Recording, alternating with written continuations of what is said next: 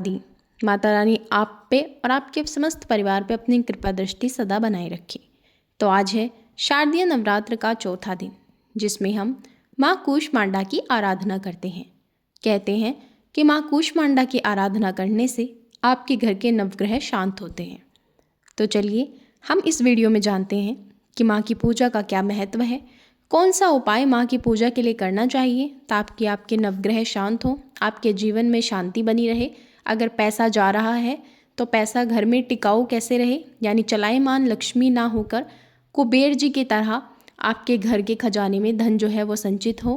कैसे आपके घर के कलह वगैरह सब दूर हो और किस हिसाब से माँ को भोग लगाना चाहिए और माँ की कथा क्या है। तो देखिए, सबसे पहले जान लेते हैं कि माँ कूष्मांडा जो होती है, उनकी उपासना से आपको आयु, यश, आरोग्य और समृद्धि मिलती है।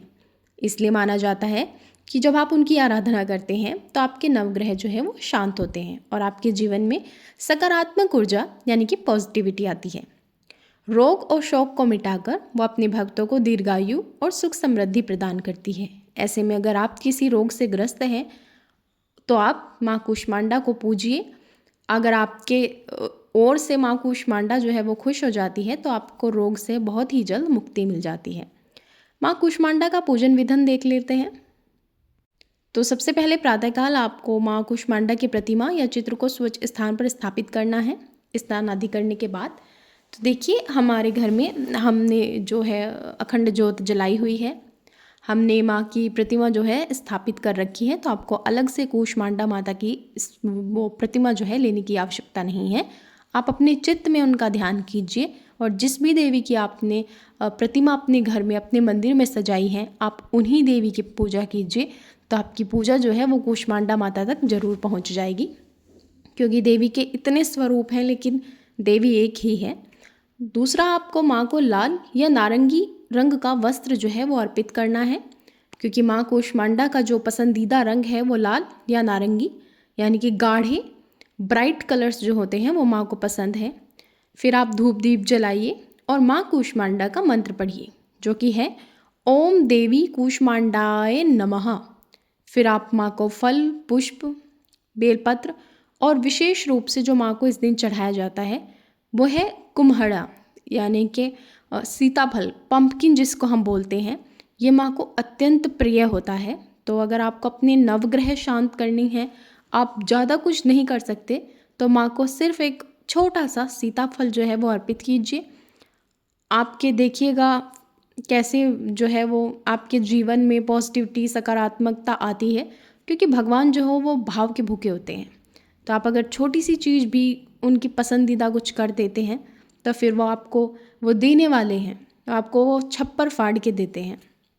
उपाय जान लेते हैं माँ कूष्मांडा के दिन करने से। देखिए, माँ कूष्मांडा को आपको कुम्हेड़े का ही भोग लगाना है। इससे आपको स्वास्थ्य लाभ मिलता है, धन समृद्धि आती है। जैसा मैंने आपको अभी बताया कि माँ जो है वो आपके रोग दूर करती है। तो अगर आप किसी भी तरह के हेल्थ रिलेटेड प्रॉब्लम से आप जूझ रहे हैं, स्वास्थ्य की बीमारी से, तो आप इस दिन माँ को सीताफल, पंपकिन यानी कद्दू का कुछ भी बनाकर भोग लगाएं।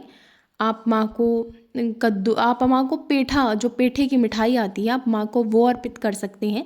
या फिर आप घर में सीताफल का हलवा बनता है, बहुत ही इजी सी रेसिपी होती है, आप माँ को वो बनाकर चढ़ा सकते हैं। या अगर आपसे कुछ नहीं हो रहा है तो आप माँ को एक सीताफल और एक कटोरी में चीनी, एक कटोरी में घी अर्पित करें।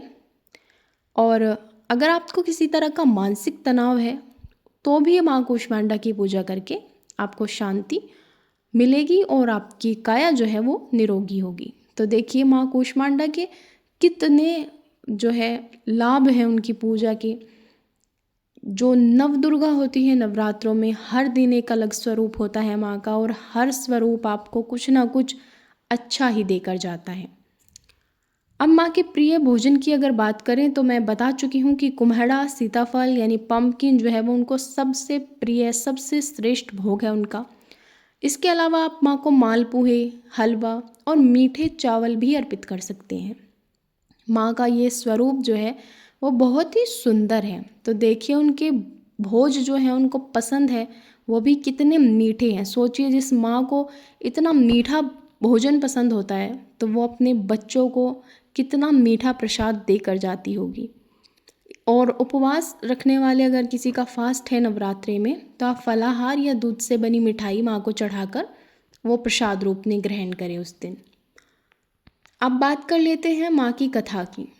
तो चलिए, अब माँ कूष्मांडा का अपने चित्त में ध्यान करिए और ये कथा जो है वो उसका श्रवण कीजिए। तो बहुत समय पहले, जब ब्रह्मांड की रचना भी नहीं हुई थी, तब हर जगह केवल अंधकार और शून्यता थी। ना आकाश था, ना पृथ्वी थी, और ना ही कोई